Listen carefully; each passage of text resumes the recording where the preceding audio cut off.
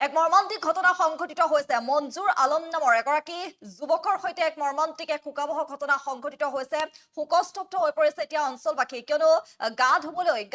পানীৰ মটৰ দিছিল আৰু পানীৰ মটৰ দি গা ধুবলৈ যাওঁতে হঠাৎ মঞ্জুৰ আলম নামৰ যুৱকজনৰ সৈতে যি ঘটনা আছিলে সংঘটিত হৈছে সেই ঘটনাই এতিয়া সকলোকে মৰ্মান্তিক কৰি তুলিছে এয়া হৈছে দৃশ্যাংশ যিসকল অঞ্চলবাসীৰ লোক আছে যিসকল পৰিয়ালৰ লোক আছে সেই পৰিয়ালৰ লোকসকল এনেদৰে কান্দোনত ভাঙি পৰা পৰিলক্ষিত হৈছে যেটো উল্লেখ কৰিব লাগিব কৰ্মস্থলীৰ পৰা আহি পানীৰ মটৰ দিবলৈ গৈছিল আৰু পানীৰ মটৰ দিয়ে গা ধুবলৈ যাওঁতে হঠাৎ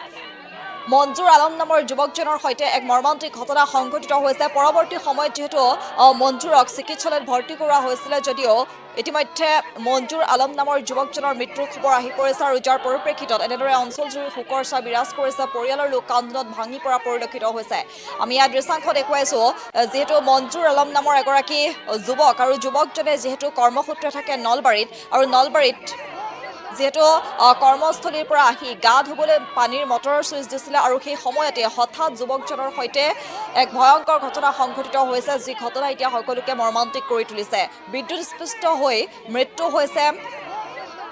মঞ্জুৰ আলম নামৰ যুৱকজনৰ যেহেতু উল্লেখ কৰিছোঁ ইতিমধ্যে যিটো মঞ্জুৰ আলম কৰ্মসূত্ৰে যেটো নলবাৰীত থাকে বুলি জানিব পৰা গৈছে আৰু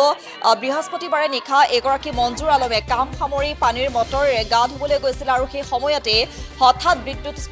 বিদ্যুৎস্পৃষ্ট হৈ মৃত্যুক আঁকোৱালি লৈছে মঞ্জুৰ আলম নামৰ যুৱকজনে আৰু যুৱকজনৰ মৃত্যুত এতিয়া পৰিয়ালৰ লোক কান্দোনত এনেদৰে ভাঙি পৰা পৰিলক্ষিত হৈছে অঞ্চলজুৰি শোকৰ ছাঁ বিৰাজ কৰিছে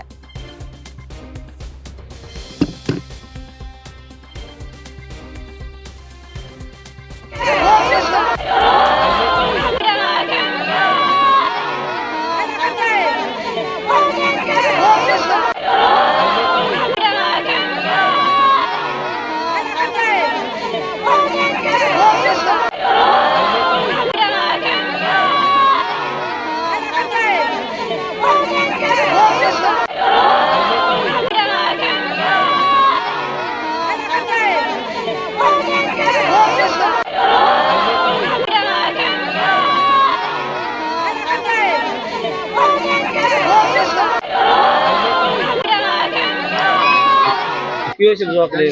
নলবাৰী পইচা পাত্ৰ লৰাই কৰ্মসূত্ৰে মানে ইয়াৰে মুছাৰফ হুছেইনৰ ল'ৰা মঞ্জুৰুল আলম কৰ্মসূত্ৰে নলবাৰীত থাকে সন্ধিয়া সময়ত কিবা পানীৰ যোনটো মটৰ আছে এই মটৰেদি গা ধুবলৈ গৈছিল তাৰ পৰা বিদ্যুৎ স্পৰ্শ হৈ মৃত্যুবৰণ কৰিছে পিছত নলবাৰী চিভিল হস্পিটেলত নিয়ে পোষ্টমৰ্টম কৰি আজি ঘৰত আনিলে মেডিকেলত যাই আছিল নাই মৃত্যু হোৱাৰ পিছতে নিছে মেডিকেলত ল'ৰাজন আচলতে কি কৰে ল'ৰাজন এনে বিশেষকৈ একো নকৰে কাম বনেই কৰি খায় ল'ৰাজনৰ বয়স কিমান হ'ব বয়স 18-19 মান হ'ব ল'ৰাজনৰ নাম মঞ্জুৰুল আলম ঘৰৰ অৱস্থা কেনেকুৱা ঘৰৰ অৱস্থা বেছি ভাল নহয় দুখীয়া এতিয়া চৰকাৰক কি আহ্বান জনাব চৰকাৰক আহ্বান এইটোৱে জনাম যদি কিবা সাহায্য কৰিব পাৰে দুখীয়া ল'ৰা এইটোৱে আমি চৰকাৰৰ ওচৰত অনুৰোধ জনাম কুৱাকুছি পাথৰৰ ল'ৰা নলবাৰী কৰ্মসূত্ৰে যোৱাকালি লাইনত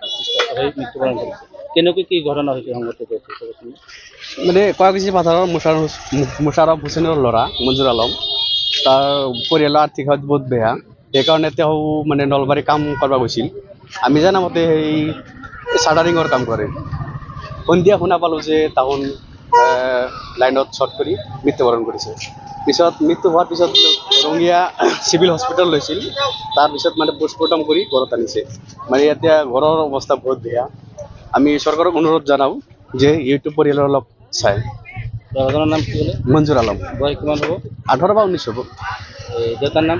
মুছাৰফ হুছেইন কোনটো মেডিকেলত নিয়ে পোষ্টমৰ্টম কৰিব নলবাৰী নে নলবাৰী চিভিল হস্পিটেল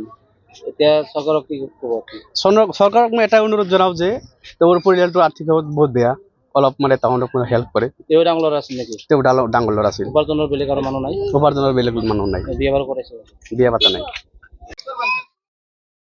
যিকোনো খবৰৰ বাবে যোগাযোগ কৰক 7099017330 লগতে 7099017110 নম্বৰত